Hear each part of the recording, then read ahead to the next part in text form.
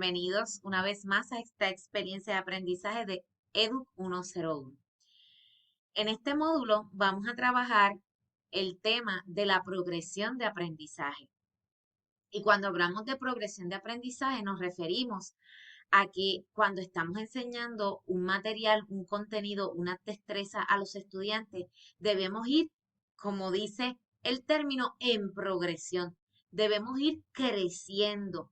Las dificultades de lo que trabajamos en un salón de clase tiene que ir desde la cosa, desde lo más simple hasta un proceso mental complejo que fije ese conocimiento en los estudiantes. Y para esto debemos trabajar con lo que son las taxonomías del pensamiento. Cuando hablamos de la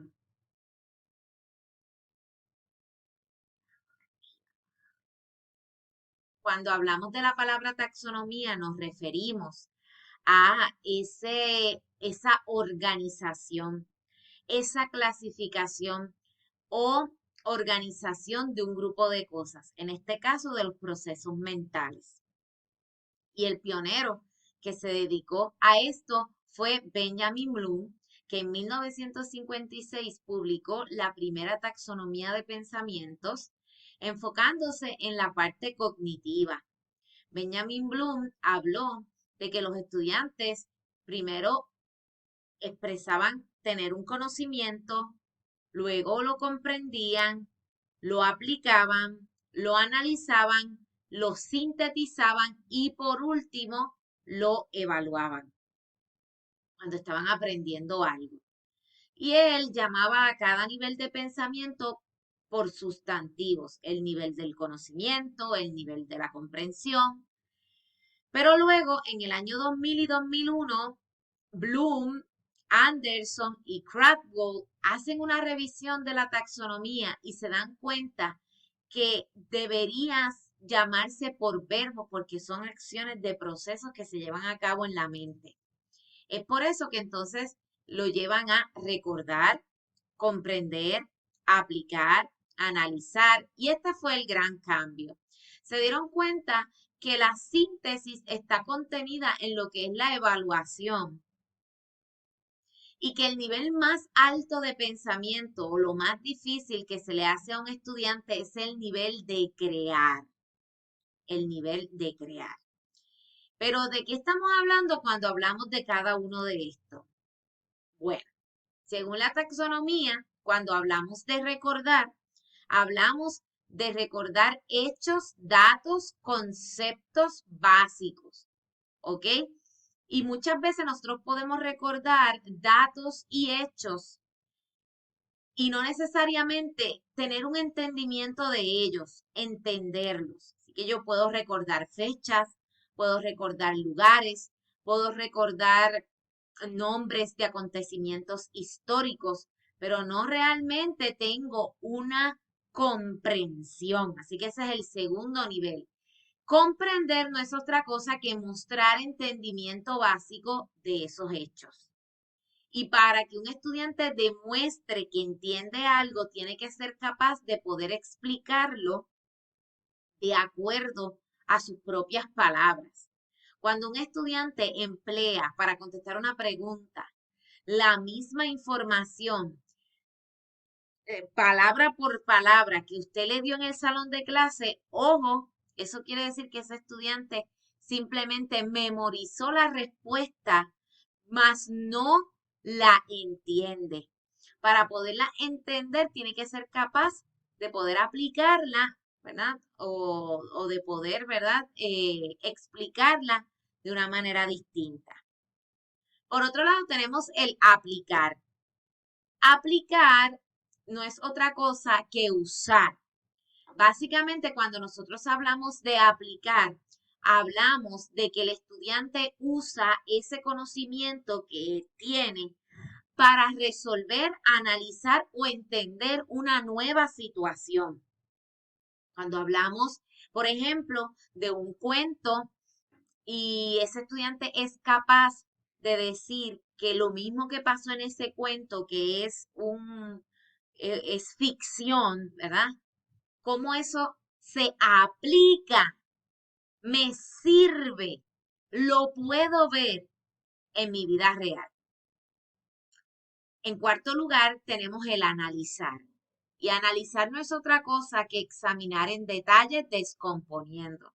O sea, que yo, por ejemplo, tengo el sistema digestivo y yo voy a analizarlo.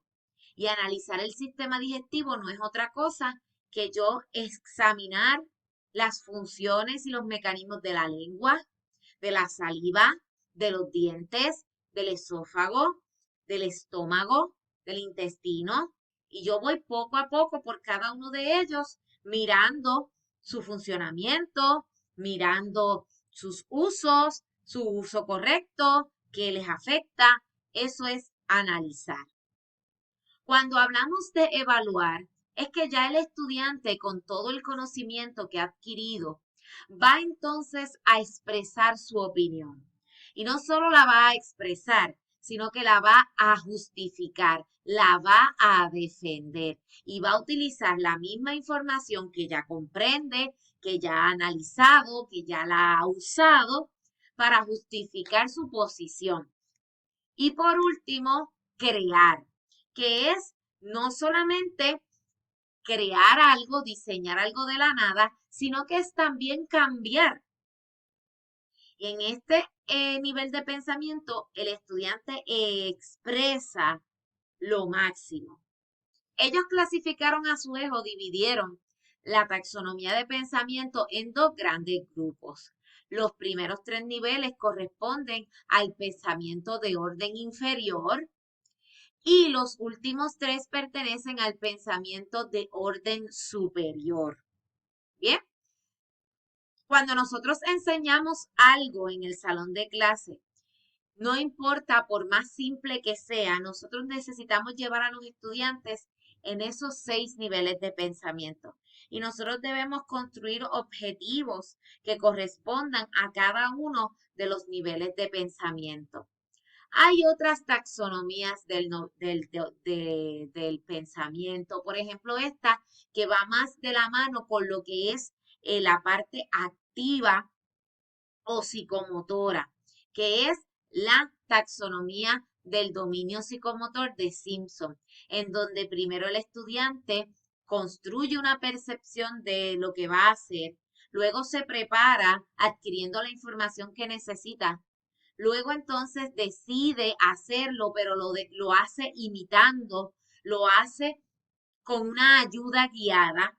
Luego lo hace como una costumbre de manera automática y luego lo hace de una forma mucho más con un dominio, ¿verdad? Entre el hábito y la respuesta final, ¿verdad? Eso que yo aprendí, lo voy a realizar por mí mismo y estando en confianza de que lo sé, pero estoy meditándolo, estoy pensándolo, ¿verdad? Y ya en la respuesta final es que lo hago de forma automática. En el nivel de adaptación, el estudiante entonces usa eso que ya es un hábito y que ya lo hace de manera automática y lo modifica para adaptarse a nuevas circunstancias. Y por último, la originalidad donde él crea algo nuevo. Así que ya Simpson estaba viendo que el último nivel de pensamiento era la originalidad, la creatividad. Por muchos años en el Departamento de Educación se utilizó la taxonomía de Norman Webb, que no era básicamente un resumen de los 6 niveles de Bloom. Sin embargo, en este nivel de Webb encontramos 4 niveles nada más que son muy generales, donde se incluyen muchos pensamientos y muchos procesos que Webb, ¿verdad? Que Bloom los separa como procesos. Por lo tanto, se recomienda, ¿verdad? En este caso, se recomienda que nosotros sigamos esto que es mucho más específico. Bien, vamos a ver este ejemplo para que ustedes puedan entender a lo que nos referimos cuando trabajamos con objetivos y niveles de pensamiento. En el primero, ¿verdad? Estos han sido colocados aquí a propósito en un mismo tema que es el tema del cuerpo humano. Yo escribí 6 objetivos que cada uno corresponde a los 6 niveles de pensamiento que vimos de Bloom. En primer lugar, encontramos que luego de la lección sobre el cuerpo humano, el estudiante nombrará los principales sistemas del cuerpo. Simplemente yo le di una clase, les enseñé 6 sistemas y lo único que yo le estoy pidiendo es que me los nombre. En este caso, estoy recurriendo al nivel de progresión de memoria, de recordar. En segundo lugar, luego de la lección sobre el cuerpo humano, el estudiante explicará el funcionamiento del sistema digestivo. Luego de que yo le di el sistema digestivo, él entonces ahora con sus propias palabras me va a explicar a mí cómo funciona el sistema. Y aquí yo voy a determinar si el estudiante verdaderamente comprende, entiende el sistema digestivo.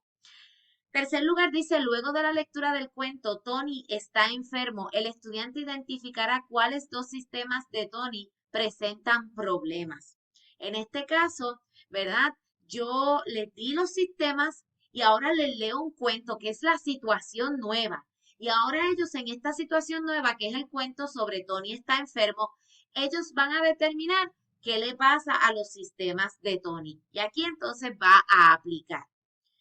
A través de un video, el estudiante examinará el funcionamiento del estómago. Aquí está analizando, porque está solamente viendo algo en específico y lo está examinando a detalle. Eso es análisis. A través de un trabajo en grupo, el estudiante determinará 5 hábitos que perjudican el cuerpo. Así que luego de toda la información, ahora el estudiante va a expresar su opinión y va a determinar cuáles prácticas dañan el cuerpo y lo va a justificar, ¿verdad? Porque puede decir fumar es malo, porque afecta a los pulmones por tal y tal razón, pero ya para eso él tiene que tener un conocimiento de cómo funciona el pulmón. Por tanto, para emitir una opinión necesita haber dominado el análisis, la aplicación, la comprensión, etcétera. Y por último, entonces, luego de la lección del cuerpo humano, el estudiante va a diseñar un cartel. Aquí entonces está creando. Así que espero que con estos ejemplos hayan podido entender un poco cómo es la progresión de aprendizaje. Por favor, vayan al ejercicio B y contéstenlo de acuerdo a los distintos niveles de pensamiento. Cualquier duda o pregunta, estamos a su disposición.